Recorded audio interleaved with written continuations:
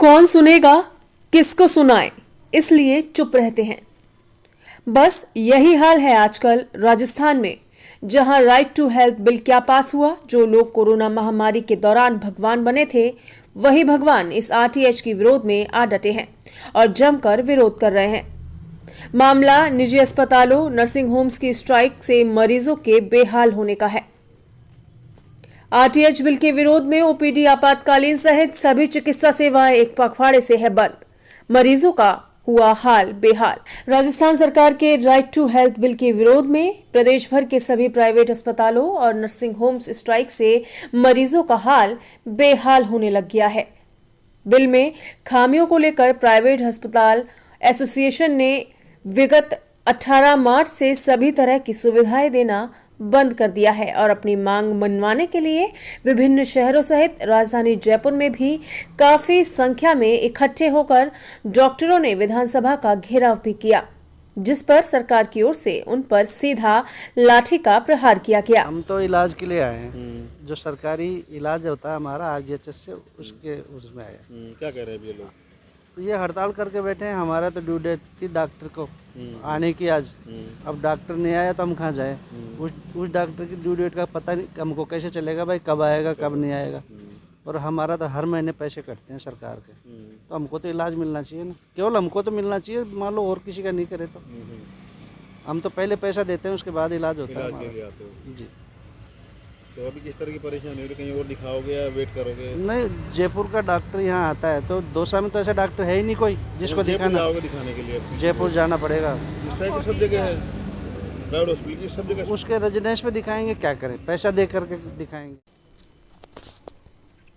Private डॉक्टरों का कहना है कि यदि किसी अस्पताल में कोई बीमारी के इलाज की सुविधा नहीं होने पर दूसरी जगह भेजने के लिए भी वाहन सुविधा उपलब्ध कराने की बाध्यता और जिला स्तर पर इन नियंत्रण के लिए जनप्रतिनिधि सहित प्रशासनिक नुमाइंदों की कमेटी उनके गले में फंदा डालने जैसा है, जिसे किसी भी सूरत में बर्दाश्त नहीं किया जाएगा। वहीं सरकार जनता को बेहतर स्वास्थ्य सुविधा उपलब्ध कराने की दुहाई देते हुए इस बिल को लागू करने पर आमादा है। कुल मिलाकर दोनों पक्षों की आपसी खींचतान के चलते आम जनता का जीवन नरक जैसा बनने लग गया है। अब हालात इस तरह के होने लग गए हैं कि आए दिन कहीं न कहीं मरीजों के साथ अनहोनी घटनाएं घटने लग गई हैं। ऐसे में कौन सा पक्ष इस लड़ाई में कामयाब रहेगा, यह तो भविष्य के गर्भ में है। लेकिन आधे से ज्यादा इलाज प्राइवेट अस्पतालों में होने से फिलहाल जनता का स्वास्थ्य खतरे की स्थिति में आने लग गया है, जो न्याय संगत नहीं कहा जा सकता है। दौसा से हेमंत के शर्मा की रिपोर्ट। अभी जो आज 13वां दिन है हमारी जो स्ट्राइक है उसका, और अभी हम केवल और केवल एक ही बात पर अड़े हुए हैं, और वो बात ये है कि ये जो सरकार राइट टू हेल्थ बिल लेकर आई है, हम इसको कतई स्वीकार नहीं करते। और जब तक जिस बहुमत से राजस्थान सरकार ने इस बिल को पास किया है, उसी बहुमत से राजस्थान सरकार को माननीय मुख्यमंत्री जी हैं, चिकित्सा मंत्री जी हैं, उनको इस बिल को वापस लेना पड़ेगा, सरकार को बैकफुट पे आना पड़ेगा। हम किसी भी सूरत में इस बिल को स्वीकार नहीं करते, नहीं करेंगे। आज कुछ चर्चाएं रही कि भी समझौता हो चुका है। नहीं नहीं नहीं नहीं, ऐसा बिल्कुल नहीं है। किसी भी प्रकार का किसी भी स्तर पर कोई समझौता नहीं है। हम अड़िग हैं और हम तब तक पीछे नहीं हटेंगे जब तक स्वास्थ्य का अधिकार बिल सरकार वापस नहीं लेती। मरीजों को भारी परेशानी हो रही है सरकार और डॉक्टर्स के बीच खींचातान से। मरीज को कितनी परेशानी हो रही है, इसका दर्द डॉक्टर से ज़्यादा कोई नहीं समझ सकता। हम स्वयं जानते हैं। मैं 23 साल से प्रैक्टिस कर रहा हूँ।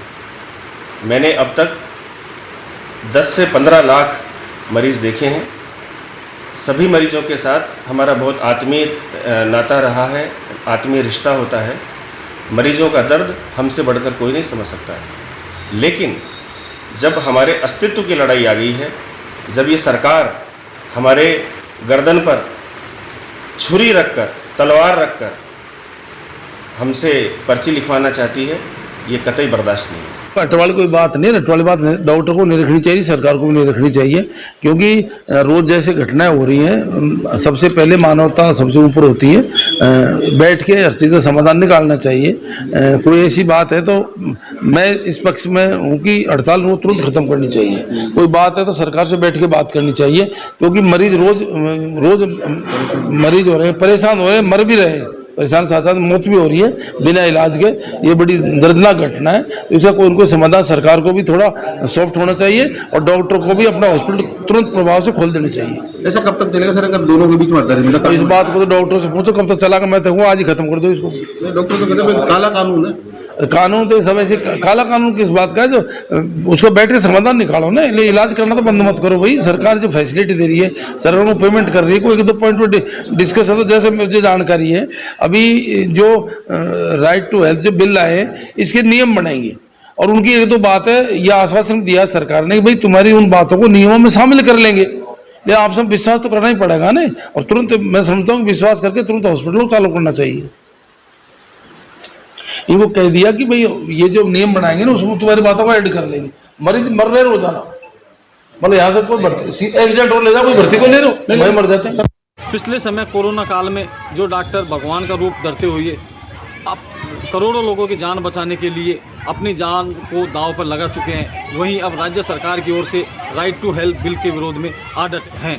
अब इसे सरकार की अड़दमियता कहें या डॉक्टरों की, लेकिन इस दोनों की खींचातान में पिछले 15 दिनों से आम जनता का जीवन सांसत में अटका हुआ है। सरकार को चाहिए कि इस मुद्दे पर सेंसिटिविटी से विचार करते हुए डॉक्टरों का पक्ष सुनकर और डॉक्टरों को सरकार के साथ तालमेल बनाते हुए इसका एक बीच का रास्ता निकालना चाहिए, जिससे ना तो डॉक्टरों का बुरा हो सके और सरकार की आम जनता को चिकित्सा सुविधा मुहैया कराने की जो मंशा है वह भी पूरी हो जाए और आम जनता को भी अच्छी तरह से चिकित्सा सेवाओं का लाभ मिल सके। दौसा से हेमंत के शर्मा, न्यूज़ प्लस।